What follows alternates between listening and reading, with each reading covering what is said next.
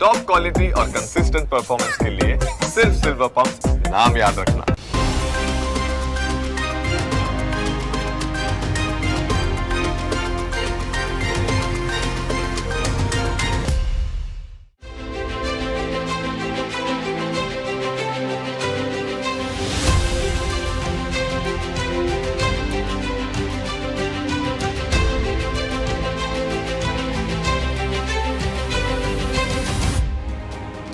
નમસ્કાર, અમારી વિશેષ રજૂઆત મુખ્યમંત્રી સાથે હું છું જીગર.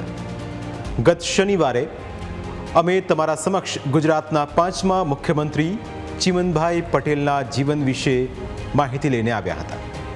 આજે વાત કરીશું એક એવા મુખ્યમંત્રીની જેમણે રાજ્યમાં પહેલી બિન કોંગ્રેસી સરકાર બનાવવામાં સફળતા મેળવી. આમ તો મૂળ તેઓ કોંગ્રેસી, પણ ઈરાદા એવા બુલંદ કે કોંગ્રેસ છોડીને પણ સરકાર રચવાની તેમણે હિંમત કરી. પહેલા આઝાદીની ચળવળ, પછી શિક્ષણ ક્ષેત્રે પોતાની આગવી ઓળખ પ્રસ્થાપિત કરીને તેઓ કેવી રીતે રાજકારણમાં આવ્યા અને કેવી રીતે ગુજરાતની રાજગાદી સુધી પહોંચ્યા.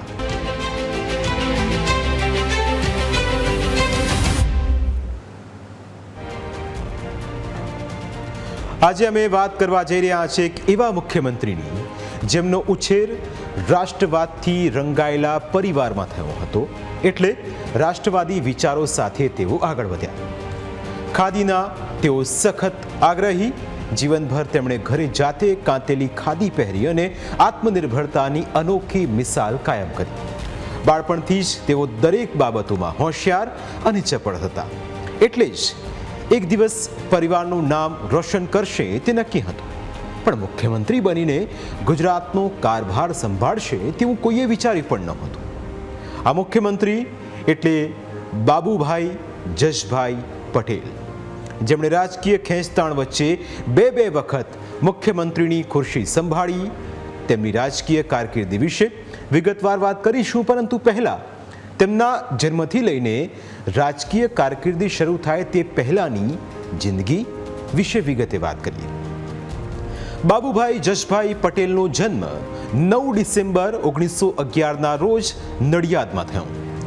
તેઓ પોતાના પિતાનું બીજું સંતાન હતા. તેમનો ઉછેર સ્વામિનારાયણ પંથ અને વૈષ્ણવ ધર્મ બંનેની કૌટુંબિક પરંપરામાં થયો. તેમનું પ્રાથમિક અને માધ્યમિક શિક્ષણ નડિયાદ અને વડતાલમાં પૂરું થયું. અભ્યાસ દરમિયાન રાષ્ટ્રવાદી વાતાવરણથી રંગાતા ગયા. સ્કાઉટ પ્રવૃત્તિમાંથી સ્વાધીનતાના વિચારો અપનાવ્યા. શાળામાં અભિનય, કાવ્ય વાચન જેવી સાહિત્ય અંગેની વિવિધ પ્રવૃત્તિઓમાં ભાગ લઈને ઇનામો મેળવતા. ઉચ્ચ શિક્ષણ વડોદરાની કોલેજ, પુણેની ફર્ગ્યુસન અને મુંબઈની વિલ્સન કોલેજમાં લીધું. અભ્યાસકાળ દરમિયાન હડતાળો પાડવી, સેવાદળમાં તાલીમ લેવી વગેરેમાં સક્રિય રહેતા. 1930માં વિલ્સન કોલેજના યુગાંતર સાપ્તાહિકના મેનેજર તરીકે કામ કર્યું. સૌપ્રથમ 1930માં અને ત્યારબાદ 1932ની સવિનય કાનૂન ભંગની લડત દરમિયાન તેમણે અનુક્રમે 4 અને 2 વર્ષનો કારાવાસ ભોગ્યો.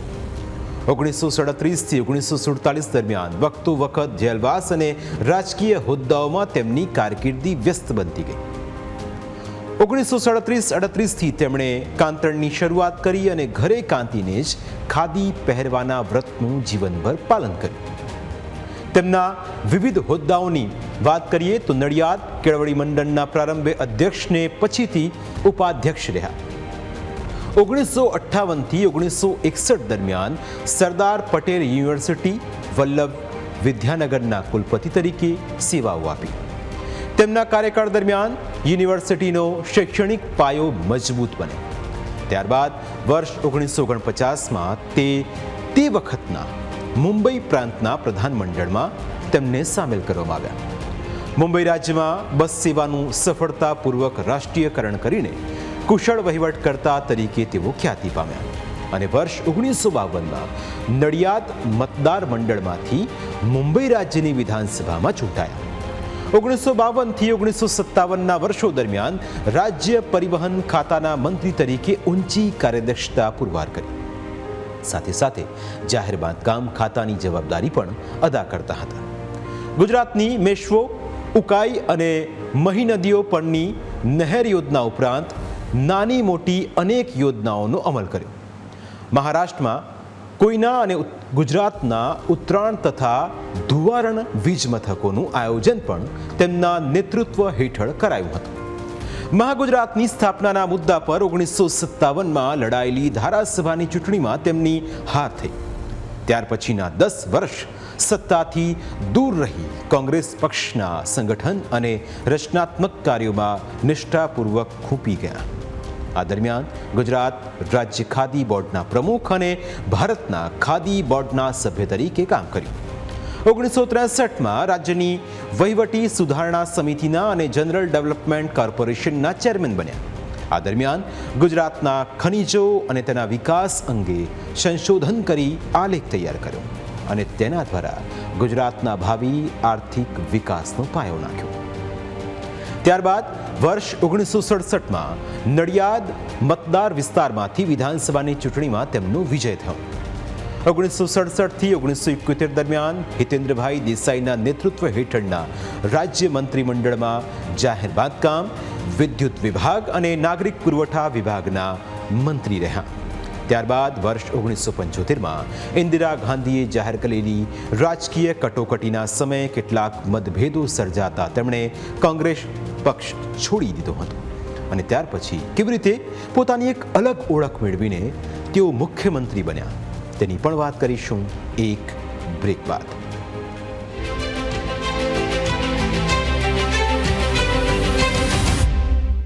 ગુજરાતમાં નવનિર્માણ આંદોલનની અસરથી કોંગ્રેસના સુપડા સાફ થવાનું નક્કી થઈ ચૂક્યું હતું. રાષ્ટ્રપતિ શાસન લાગ્યા બાદ વર્ષ 1975માં ફરી વિધાનસભાની ચૂંટણી જાહેર કરાઈ. આ દરમિયાન બાબુભાઈએ આંતરિક મતભેદોના કારણે કોંગ્રેસમાંથી રાજીનામું આપી દીધું હતું. ત્યારબાદ તેમણે પોતાના અલગ પક્ષની સ્થાપના કરી હતી જેનું નામ હતું જનતા મોરચો. તે સમયે કોંગ્રેસ વિરોધી લહેરમાં બાબુભાઈના જનતા મોરચાનો રથ સૌથી આગળ નીકળી ગયો અને આ રીતે બન્યા તેઓ રાજ્યના 6થા મુખ્યમંત્રી. બાબુભાઈ પટેલે ચીમનભાઈની કિમલોપના ટેકાથી મિશ્ર સરકાર બનાવી અને 18 જૂન 1975ના રોજ બાબુભાઈ પટેલે રાજ્યના 6થા મુખ્યમંત્રી તરીકે શપથ ગ્રહણ કર્યા. આ રીતે રાજ્યમાં પહેલી વખત બની બિન કોંગ્રેસી સરકાર. બાબુભાઈએ પ્રધાનમંડળમાં ઘણા ફેરફારો કર્યા.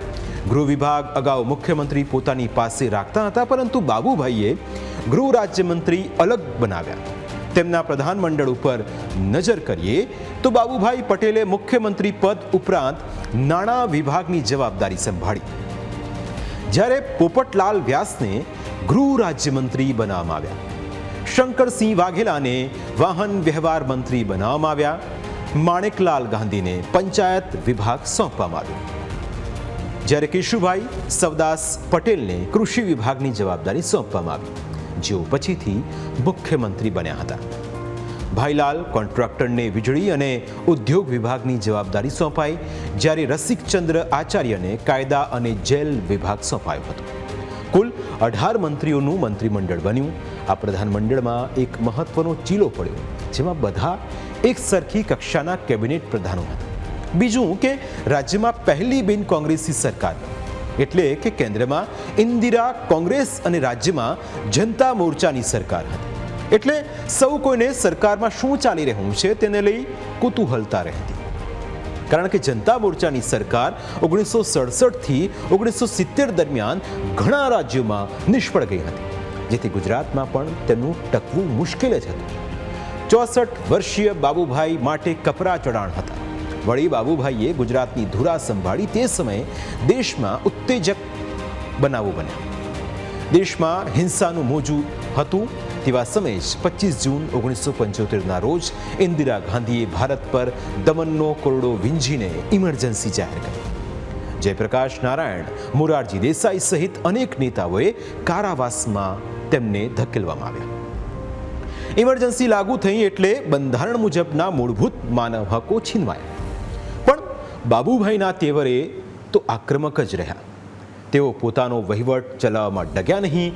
કેન્દ્ર સરકારને પડકારી તેઓ ઇન્દિરા ગાંધી વિરુદ્ધ જોરશોરથી બોલતા. 15 ઓગસ્ટ 1975ના રોજ સ્વતંત્રતા પર્વ નિમિત્તે અમદાવાદના ભદ્રના કિલ્લા પર તેમણે તિરંગો લહેરાવ્યો. આ સભામાં તેમણે હુંકાર કર્યો કે મેં 2 ગાંધી જોયા છે, મોહનદાસ કરમચંદ ગાંધી અને આજના ઇન્દિરા ગાંધી. મહાત્મા ગાંધીએ જે આઝાદી અપાવી તે ઇન્દિરા ગાંધીએ રોળી નાખી છે. બાબુભાઈ કેન્દ્રની સહેજ પણ પરવા નહોતા કરતા. આ અરસામાં તેમણે દિલ્હીમાં પ્રધાનમંત્રી ઇન્દિરા સાથે શુભેચ્છા મુલાકાત કરી. તે સમયે ઇન્દિરા ગાંધીને બાબુભાઈએ મોઢા ઉપર જ કહી દીધું કે તમારો ઇમરજન્સીનો નિર્ણય ખૂબ જ ખોટો છે, જે સાંભળીને ઇન્દિરા ગાંધી પણ ડઘાઈ ગયા. જો કે વાતચીત પૂરી થયા છતાં જ ઇન્દિરા ગાંધી છેક બારણા સુધી તેમને વળાવવા આવ્યા. એ સમયે જ્યારે ભલભલા નેતાઓ ઇન્દિરા ગાંધીની જી હજુરી કરતા, તે સમયે બાબુભાઈ સિંહની જેમ ફરતા હતા. ભારતમાં અનેક રાજ્યોમાં જ્યાં કોંગ્રેસનું શાસન હતું ત્યાં ચૂપચાપ દમનનો કોરડો સહન કરવો પડતો. એક બાદ એક લોકોની આઝાદીને કચડતા સરકારી ફરમાનો બહાર પડતા હતા. પરંતુ ગુજરાતમાં બાબુભાઈની હાક વાગતી. તેમણે ગુજરાતના વિકાસ માટે અનેક પગલાં લીધા. તે સમયમાં બાબુભાઈનું પ્રધાનમંડળ અને સચિવો પરસ્પર મેળ રાખતા. સચિવો મંત્રીઓને આદરપૂર્વક જોતા. મંત્રીઓનું વર્તન પણ સાદગીભર્યું રહેતું. જેમ તેમ કરીને 1975નું વર્ષ તો પૂરું થઈ ગયું. પછી 1976નું વર્ષ શરૂ થયું. આ દરમિયાન ગુજરાતના તત્કાલીન ચીફ સેક્રેટરી લલિતચંદ્ર દલાલ નિવૃત્ત થયા. દલાલ ગુજરાતમાં છેલ્લા ICS અધિકારી હતા. તેમની કાર્યદક્ષતા ઘણા જ ઊંચા પ્રકારની હતી. તેનું નામ સાંભળીને આખું સચિવાલય સફાળું થઈ જતું. જો કે તેમના સ્થાને HKL કપૂર આવ્યા. કપૂર પણ નિયમબદ્ધ મુખ્ય સચિવ તરીકે કાર્યદક્ષ પુરવાર થયા. કપૂરે પણ સારી નામના મેળવી. જો કે 1976માં ઇન્દિરા ગાંધીને ગુજરાતની બિન કોંગ્રેસની સરકાર ખૂંચવા લાગી. તેમને થયું કે ગુજરાતમાં જનતા મોરચાનું વિરોધી રાજ કેવી રીતે આટલું ટકી શકે. આખરે તડજોડની રાજનીતિ એક્ટિવ થઈ. આખરે જે ચિમનભાઈના ટેકાથી બાબુભાઈની સરકાર બની હતી, તેમણે બાબુભાઈનો સાથ છોડી દીધો. સરકારમાંથી ટેકો પાછો ખેંચી લીધો અને આ રીતે બાબુભાઈની સરકાર પડી ગઈ. 12 માર્ચ 1976ના રોજ તેમણે રાજીનામું આપી દીધું અને રાજકીય અસ્થિરતા તેમજ કટોકટીના પગલે રાજ્યમાં ત્રીજી વખત રાષ્ટ્રપતિ શાસન લાગુ કરવામાં આવ્યું.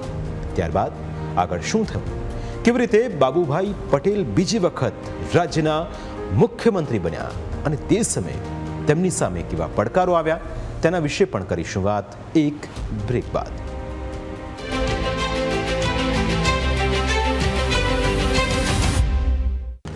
કહેવાય છે કે બાબુભાઈનો 9 માસનો મુખ્યમંત્રી તરીકેનો સમયગાળો તેમના માટે સોનેરી કાળ હતો. કારણ કે કટોકટી દરમિયાન બાબુભાઈએ ગુજરાતમાં જે રીતે શાસન ટકાવ્યું તેની ગુજરાતના લોકોને કદર હતી. કટોકટી દરમિયાન પાછો તેમને જેલમાં જવું પડ્યું. જો કે તેઓ થોડા જ સમયમાં છૂટી ગયા. કટોકટી બાદ રાજ્યમાં ફરી ચૂંટણી થઈ, જેમાં માધવસિંહ સોલંકી મુખ્યમંત્રી બન્યા. માધવસિંહ સોલંકીએ 24 ડિસેમ્બર 1976થી લઈને 8 એપ્રિલ 1977 સુધી સત્તા સંભાળી. માધવસિંહને રાજીનામું આપવું પડ્યું. તે વખતે જ કટોકટીનો કાળ પછી તરત જ સમગ્ર દેશમાં ચૂંટણીઓ થઈ. કેન્દ્રમાં મોરારજી દેસાઈની જનતા પાર્ટીની સરકાર બની. ગુજરાતમાં પણ ચૂંટણી યોજાઈ અને જનતા પાર્ટીએ જંગી બહુમતી સાથે જીત મેળવી. તેનું કારણ એ હતું કે ઇમરજન્સી પછી ઇન્દિરા સામે દેશભરમાં રોષ હતો અને તેનો ફાયદો જનતા મોરચો એટલે કે જનતા પાર્ટીને મળ્યો. આખરે બાબુભાઈ પટેલે 24 એપ્રિલ 1977ના રોજ બીજી વખત રાજ્યના મુખ્યમંત્રી બન્યા. તે સમયે જનસંઘે કેશુભાઈ માટે ગૃહ ખાતું માંગતા તેમણે સ્પષ્ટ ઇનકાર કર્યો.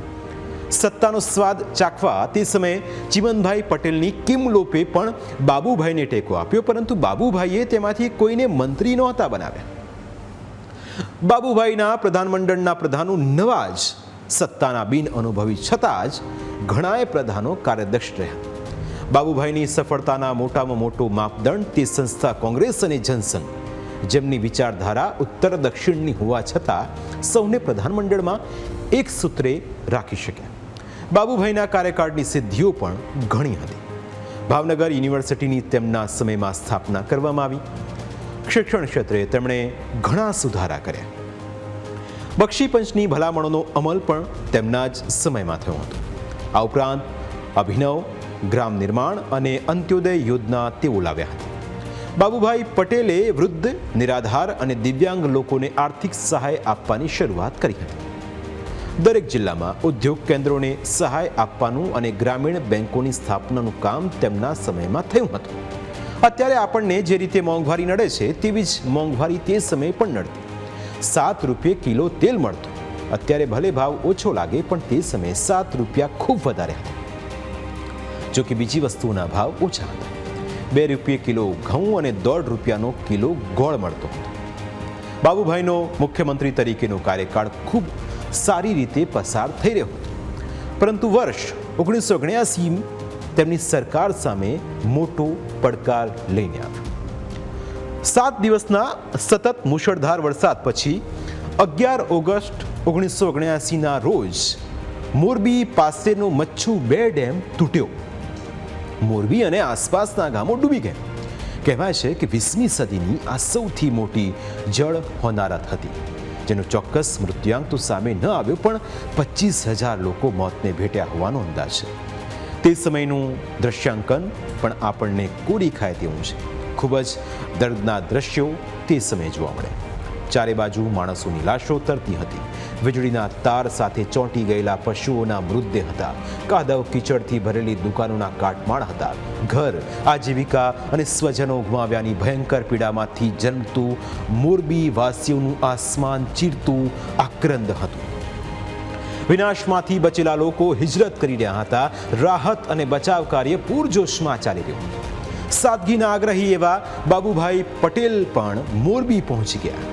રબરના બૂટ પહેરીને તેઓ તારાજી થયેલા શહેરની મુલાકાત લેવા નીકળી પડ્યા.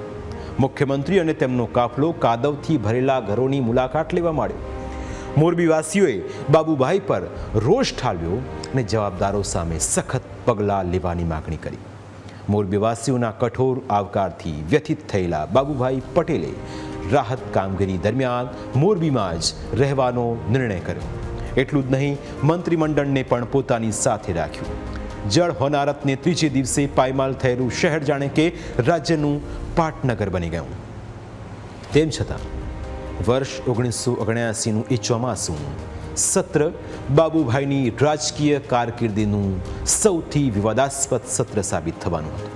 વિધાનસભાની કાર્યસૂચિમાં મચ્છુ જળ હોનારત સૌથી પહેલો મુદ્દો હતો. માધવસિંહ તથા કોંગ્રેસી સભ્યોના વિરોધ માટે બાબુભાઈ તૈયાર હતા. તારીખ 18 સપ્ટેમ્બર 1979ના રોજ ચોમાસું સત્ર શરૂ થયું. શાસક વિરોધ પક્ષના સભ્યો તરફથી આરોપ પ્રત્યારોપનો દોર શરૂ થયો. માધવસિંહ અને અન્ય કોંગ્રેસી નેતાઓએ મચ્છુ હોનારત માટે સરકારની બિનકાર્યક્ષમતાને જવાબદાર માનીને કડક ટીકા કરી. પૂર પીડિતોને રાહત સામગ્રી પહોંચાડવામાં સરકાર નિષ્ફળ ગઈ હોવાનો આરોપ મૂક્યો. સામે જનતા પક્ષના સભ્યોએ બચાવમાં સરકારે પહોંચાડેલી રાહતની વાત કરીને આરોપ સામે બચાવ કર્યો. કોંગ્રેસના કેટલાક સભ્યોએ તો આ ઘટનાને માનવ સર્જિત ગણાવી. સત્ર પૂરું થયા બાદ ઓક્ટોબર 1979માં દિવાળીના 5 દિવસ પહેલા મુખ્યમંત્રી બાબુભાઈ પટેલે એક આશ્ચર્યજનક જાહેરાત કરી. આ જાહેરાતમાં એક સાચા જનસેવકનો રણકાર સંભળાતો હતો. બાબુભાઈએ કહ્યું કે દિવાળી આવે છે. મેં અને મારા ભાઈઓએ એવું નક્કી કર્યું છે કે અમે આ વર્ષે દિવાળી નહીં ઉજવીએ. એને બદલે હું અને મારા જવાનો મોરબીમાં રહીને કામ ચાલુ રાખીશું. આ શહેર માટે મારું કંઈક ઋણ છે. નવા વર્ષના દિવસે વરસાદમાં ભીંજાતા બાબુભાઈ મોરબીની શેરીઓમાંથી પસાર થયા. શહેરના સભાખંડમાં દાખલ થયા. કોંગ્રેસ નેતા ગોકળદાસ પરમાર તથા નગરપાલિકાના પ્રમુખ રતિલાલ દેસાઈ સાથે મંચ પર પલાઠી વાળીને સ્થાન લીધું. બાબુભાઈએ પોતાના ભાષણમાં 235 કરોડના બદલામાં માત્ર 43 કરોડ રૂપિયાની સહાય મંજૂર કરવા બદલ કેન્દ્ર સરકારની ઝાટકણી કાઢી અને સાથે મળીને મોરબીને વધુ સોહામણું બનાવવા સંકલ્પ લીધો. બીજી તરફ ઘટનાને લઈ તપાસ પંચ નિમાયો. ગુજરાત હાઈકોર્ટના ન્યાયાધીશ BK મહેતાને પંચના વડા બનાવાયા. 11મી નવેમ્બરે તપાસનો અહેવાલ સોંપવાનું નક્કી કરાયું. તપાસ પંચનું કામ આગળ વધી રહ્યું હતું. એક બાદ એક સાક્ષીઓના નિવેદનો લેવાઈ રહ્યા હતા. જળ હોનારત પછી ચારે બાજુ મોંઘવારીએ માજા મૂકી. દરેક વસ્તુના ભાવ આસમાનને આંબી રહ્યા હતા. ખેત પેદાશોની અછત વર્તાવા લાગી. વિપક્ષ અને જનતાના વિરોધ વચ્ચે બાબુભાઈની સરકાર ઘેરાવા લાગી. આખરે 11 ફેબ્રુઆરી 1980ના રોજ બાબુભાઈએ રાજીનામું આપવું પડ્યું. વિધાનસભા ભંગ થઈ અને ફેબ્રુઆરી 1980માં ફરી એકવાર રાજ્યમાં રાષ્ટ્રપતિ શાસન લાગુ થયું. તેમના કાર્યકાળમાં ઘણી સારી વાતો હતી તો ઘણી વાતો ટીકાપાત્ર હતી. આખરે ગુજરાતમાં રાષ્ટ્રપતિ શાસન પછી કેવી રીતે રાજ્યને મળ્યા 7મા મુખ્યમંત્રી, તેની વાત કરીશું આવતા શનિવારના એપિસોડમાં. ત્યાં સુધી મને રજા આપશો. નમસ્કાર.